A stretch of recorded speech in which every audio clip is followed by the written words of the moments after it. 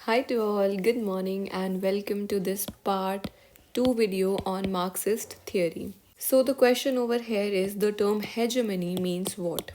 तो हमने पिछले वाले क्वेश्चन में लास्ट क्वेश्चन में देखा था लास्ट वीडियो में कि जो हेजेमनी का कॉन्सेप्ट है that is given by Antonio Gramsci who was an Italian Marxist.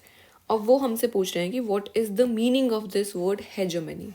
The dominant cultural group that determines that culture's ideology. अच्छा लग रहा ऑप्शन, ठीक लग रहा है देखने में सुनने में। The cultural background of a society, okay, rule by aristocracy and none of the above. The correct answer जो हमारा यहाँ पर सही उत्तर है वो है alpha option, that is the dominant cultural group that determines the culture's ideology. Rule by aristocracy नहीं है। हेजेमनी का मतलब होता है कि हम अपनी कंसेंट के साथ बोल रहे हैं कि भाई हमें गुलाम बना लो, हमसे काम करवा लो, हम कर देंगे काम। So this is called as hegemony. और ये वही बता रहा है कि जो डोमिनेंट कल्चरल ग्रुप है वो हमारी आइडियोलॉजी को इम्पैक्ट कर रहा है and this is what is called as hegemony. So this concept was given by Antonio Gramsci, जो कि कौन है, इटालियन मार्क्सिस्ट है, very very important, and he used this term in his work prison notebooks. Again very very important, इन्हें जेल में बंद कर दिया गया था और इन्होंने वहाँ पर कुछ बुक्स लिखी which is titled as the prison notebooks and this year is also very very very important. तो वो पूछते हैं कि भाई उन्होंने कब से कब तक लिखा है ये work. Prison notebooks 1929 to 35 written by Antonio Gramsci, hegemony का concept Italian Marxist.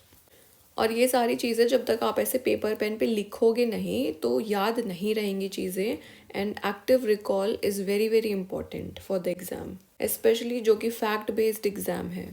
According to M.H. Abraham, a social class achieves a predominant influence and power not by direct and covert means but by succeeding in making its ideological view of society so persuasive that the subordinate classes unwittingly accept and participate in their operation. So according to M.H. Abrams, this is the definition of hegemony. वो बता रहे हैं कि भाई एक social class क्या कर रही है, प्रीडोमिनेंट इन्फ्लुएंस कर रही है दूसरी लोअर क्लास को। किस तरीके से, डायरेक्टली पावर से नहीं कर रही, by rather by using ideology as the weapon, और उससे उन्हें परसुएड कर रही है और उन्हें प्रभावित कर रही है काम करने के लिए, और उन्हें पता भी नहीं चलता कि कब उनकी ना में हाँ बन जाती है। Next question is here, according to Marxist the economic base influences whom। तो हमने पिरामिड में देखा कि ये हमारा जो इकोनॉमिक बेस है, इकोनॉमिक बेस दो ही चीज़ें होती हैं, एक बेस है और दूसरा हमने देखा है सुपर स्ट्रक्चर।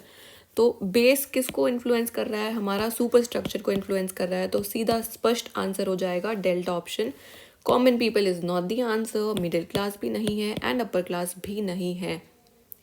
ऑल दो द सुपर स्ट्रक्चर में जो है वो एलीट क्लास और अपर क्लास है, लेकिन जब वो ऐसे बेस की बात कर दें तो कंफ्यूज नहीं होना है, you will just mark the answer as superstructure. अगले क्वेश्चन में आते हैं, according to Antonio Gramsci the dominant classes maintain their power through what measures.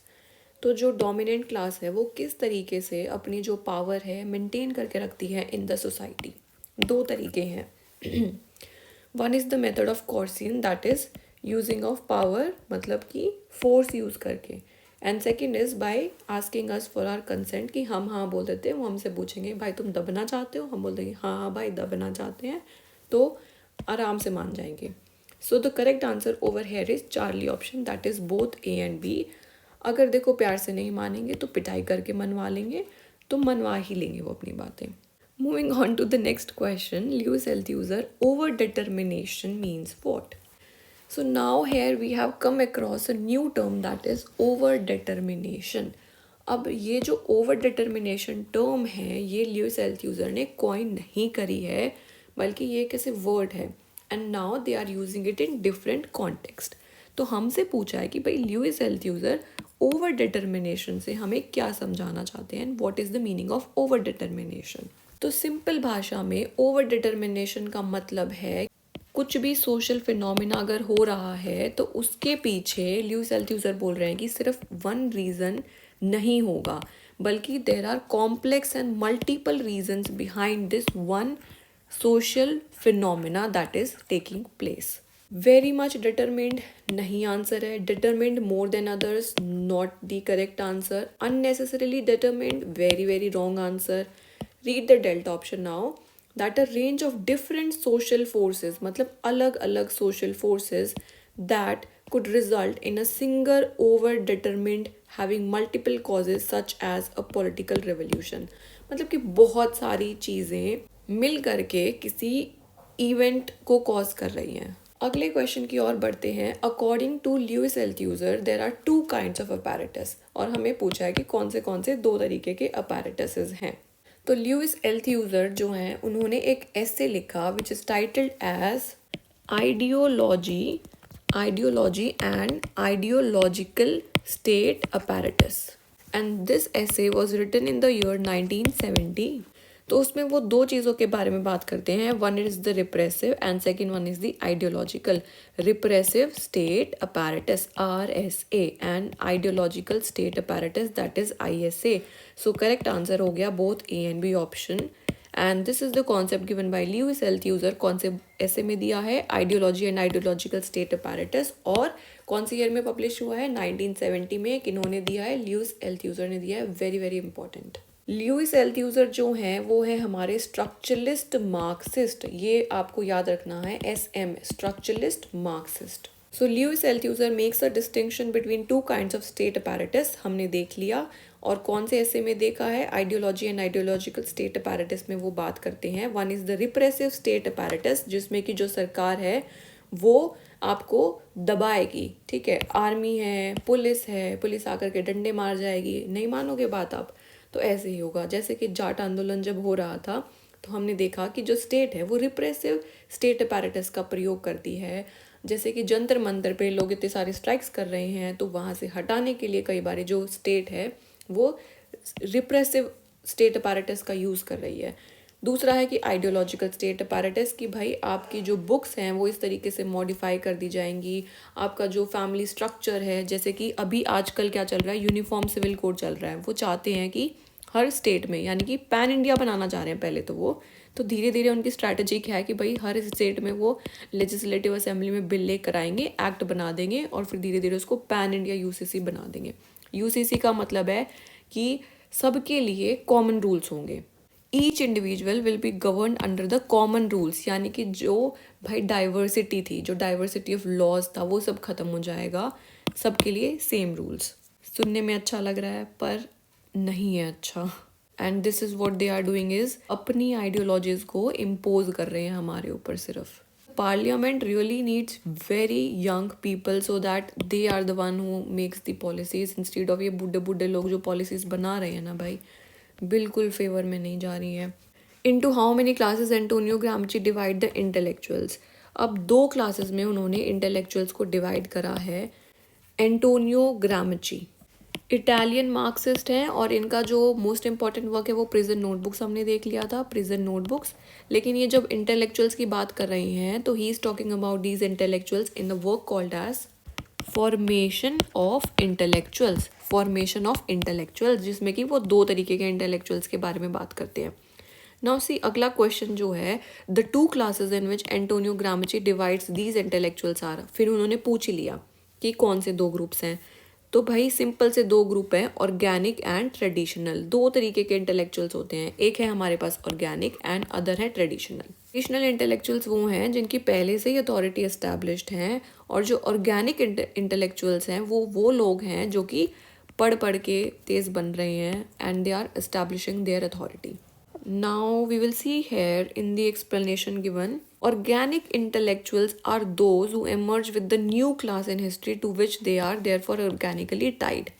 For example, अगर एक कैपिटल एंटरप्रेन्योर बन रहा है तो उसको एक टेक्नीशियन की ज़रूरत है, उसको एक ओवरसीयर की ज़रूरत है, उसको एक अकाउंटेंट की ज़रूरत है, और ये जितने भी टास्क हैं ये सारे नॉलेज और इंटेलेक्ट इन्हें चाहिए हैं. तो अब जो सीख कर के आएगा that is called as the organic intellectuals.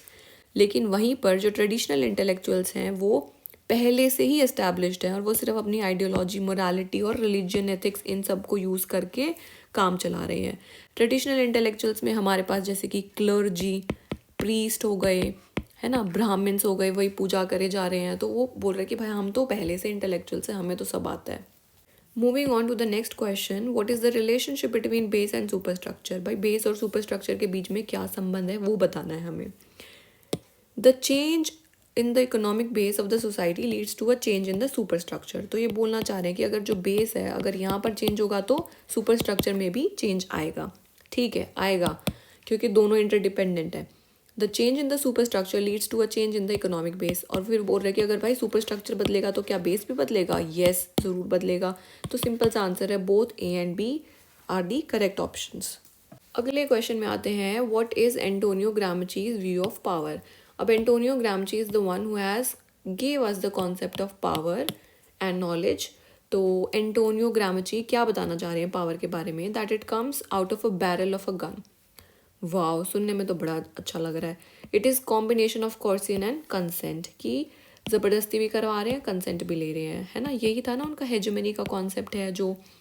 And it is purely economic. No no no, it is not purely economic. अगर प्योरली इकोनॉमिक ही गलत है तो ऑल ऑफ दी अबव गलत हो जाएगा। And hence we see that the appropriate, the most appropriate option over here is that it is a combination of both coercion as well as consent. दोनों चीज़ें हैं उसमें। Antonio Gramsci, Italian Marxist, prison notebooks. और दूसरा हमने उनका देखा था द फॉर्मेशन ऑफ इंटेलेक्चुअल, जिसमें कि वो दो तरीके के इंटेलेक्चुअल्स की बात करते हैं। One is the organic and one is the traditional intellectuals. ये सब चीज़ें आपको याद रखनी है and again you will have to repeat them so that you can learn them. Moving on to the last question of today's video, that Gramsci shifted the focus of Marxist analysis through which of the following ideas? Hegemony is the product of lack of class conflict। क्या ये statement सही है? वो बोल रहा है कि जो हेजेमनी है ना वो किस चीज़ का प्रोडक्ट है, कि वहाँ पर कोई क्लास कॉन्फ्लिक्ट ही नहीं है, इसलिए हेजेमनी है। बिल्कुल गलत स्टेटमेंट है भाई। हेजेमनी है ही इसीलिए क्योंकि क्लास कॉन्फ्लिक्ट एग्जिस्ट कर रहा है। वो हमें बस दिखने नहीं दे रहे क्लास कॉन्फ्लिक्ट को, उसको सप्रेस करके रख रही हैं। अगर क्लास कॉन्फ्लिक्ट ही नहीं होगा तो हेजेमनी की तो बात ही नहीं आएगी। एग्जिस्ट इसलिए कर रहा है क्योंकि क्लास कॉन्फ्लिक्ट है। सो this is not the correct answer. That consent for a particular social and political system was produced and reproduced through the operation of hegemony। बिल्कुल सही answer is the beta option. Antonio Gramsci ने जो concept दिया है of Marxist is that कि जो consent है ना पर्टिकुलर सोशल और पॉलिटिकल सिस्टम की, वो प्रोड्यूस और रिप्रोड्यूस हो रही है because of the operation of hegemony की वजह से। Gramsci's notion of hegemony explains how the moral, political, and cultural values of economically dominant group become the dispersed and the accepted throughout the society। जो majority बोलेगी, जो elite people बोलेंगे, not the majority, sorry to say majority नहीं, बल्कि जो elite people हैं जिनका high culture है, जो वो बोलेंगे हम वही कर देंगे उनके लिए। That's all for today's video and अगली वीडियो में हम सॉल्व करेंगे 10 क्वेश्चंस। आई होप ये सारे क्वेश्चन समझ में आए होंगे।